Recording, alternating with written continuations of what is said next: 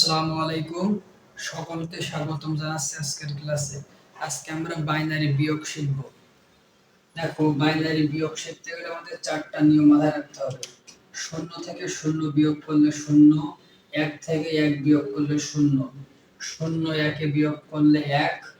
এবার শূন্য থেকে এক মানে যখন উপরে শূন্য থাকবে এবং নিচে এক থাকবে, সেক্ষেত্রে আমাদের এটাকে দুই ধরতে হবে। মানে ধরতে হবে এক আর কত হলে দুই, এক হলে দুই এবং ক্যারি থাকবে ওয়ান। এখন কথা হচ্ছে আমরা এটা কিভাবে ধরি। আমরা যখন আগে ডেসিমালের বিয়োগগুলো করতাম, তখন অনেক সময় আমাদের এরকম, মনে করো যদি 20 আর এস থাকতো 14, তখন আমরা ধরতাম কি 4 আর কত হলে 10, 6 হলে 10। এই 10টা আমরা কই পাইতাম? এই 10টা হচ্ছে আমাদের ডেসিমালের বেস 10, সেই 10টা। ঠিক তেমনি যেহেতু আমরা বাইনারি বিয়োগ করতেছি, সেক্ষেত্রে আমাদের বাইনারির বেস 2, তাই উপরের সংখ্যাকে 2 ধরতে হবে। সেজন্য এক আর কত হইলে 2, এক হইলে 2, হাতে আছে এক। হাতের একটা আমরা কই পাচ্ছি? এই যে বেস 2 যখন ধরতেছি তখন হাতে এক থাকতেছে, এজন্য সেই একটা কি থাকবে? ক্যারি অবস্থায় থাকবে এবং পরবর্তীটার সাথে ওর কাজ হবে। আমরা যখন নিয়মগুলো দেখব তখন উদাহরণগুলো দেখলেই আমরা বুঝতে পারবো কিভাবে হচ্ছে। এখন তাহলে এক নম্বরটা দেখি আমরা। এক এক বিয়োগ করলে শূন্য, এক শূন্য, এক শূন্য এক, এক এক বিয়োগ করলে শূন্য, বাম পাশে শূন্য দেওয়ার প্রয়োজন নেই।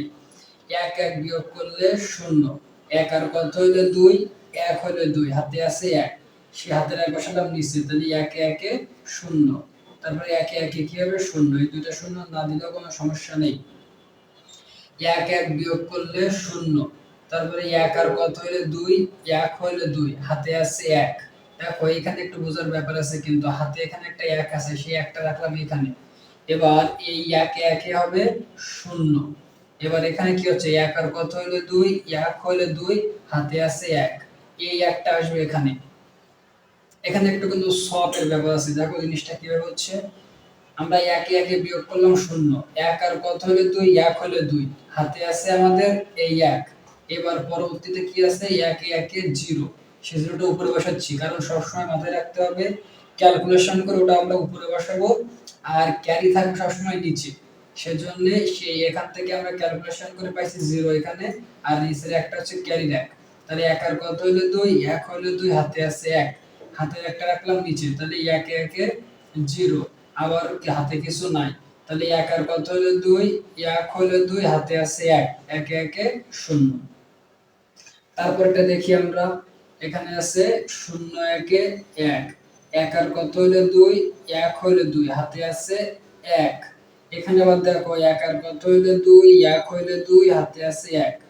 আগের ক্যারি ছিল ওয়ান, আর এখান থেকে ক্যারি পাই, ক্যালকুলেশন করে পাইছি ওয়ান আর ক্যারি পাইছি ওয়ান। সেই এই একে একে এখন হবে জিরো, এই একে একে জিরো, হাতে আমাদের কিন্তু একটা এক আছে।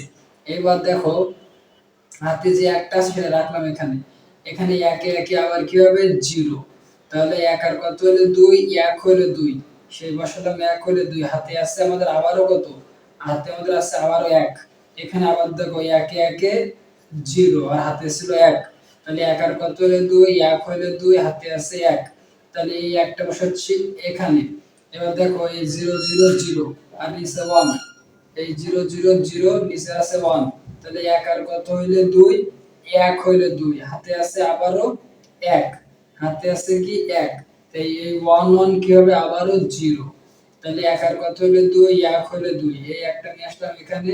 এই যে এখানে একটা হাতে আবার কি আছে? একটা এক আছে। এর পরবর্তীতে দেখো, পরবর্তীতে হাতে আছে এক আর এখানে আছে এক, একে একে এখানে হয়ে যাবে কি জিরো। এর পরবর্তীটা দেখি আমরা। এর পরবর্তী সেই এক শূন্যর এক, এক আর কত হইলে দুই, এক হইলে দুই, হাতে আছে এক, এই একে একে জিরো, হাতে ছিল এক, এর উপরে বসালাম জিরো, তাহলে এক আর কত হইলে দুই, এক হইলে দুই, হাতে আছে এক, এই একটা আসতেছে এখানে, হাতে আছে কি এক, একটা রাখতেছি নিচে, একে একে জিরো। আমাদের সবসময় মনে রাখতে হবে আমরা ক্যালকুলেশন করে যেটা পাবো সেটা বসাবো উপরে, আর ক্যারি যেটা থাকবে ওটা সবসময় রাখবো নিচে। এক আর কত হইলে দুই, এক হইলে দুই, হাতে আছে আবারও কি এক, মনে করো হাতে আছে এক। এবার এই একে একে জিরো, তাহলে এক আর কত হইলে দুই, এক হইলে দুই, হাতে আছে এক, এই একটা আসতেছে এখানে, হাতে আছে এক, ওটা রাখতেছি নিচে, তাহলে 1 আর কত হলো 2, 1 হলে 2, হাতে আছে 1, হাতের একটা রাখলাম এখানে, এই 1 এ 1 কি হবে 0, তাহলে 1 আর কত হলো 2, 1 হলে 2, হাতে আছে 1, এই একটা আসতেছে এইখানে, হাতের একটা রাখতেছে নিচে, তাহলে 1 এ 1 0, এই দশমিকের জায়গায় দশমিকটা বসে যাবে, এখানেও ঠিক একই নিয়মে দশমিকের জায়গায় দশমিকটা বসে যাবে। বিয়োগের ক্ষেত্রে একটু একটা জিনিস আমাদের মাথায় রাখতে হবে সবসময়, সেটা হচ্ছে আমরা ক্যালকুলেশন করে যেটা পাবো ওটাকে রাখবো উপরে, আর ক্যারি যেটা থাকবে সেটা রাখবো নিচে, এভাবে করলে ইনশাআল্লাহ হয়ে যাবে। তারপরে তোমরা না পারলে কয়েকবার চেষ্টা করবা, যদি কারো কোনো সমস্যা থাকে অবশ্যই জানাবা।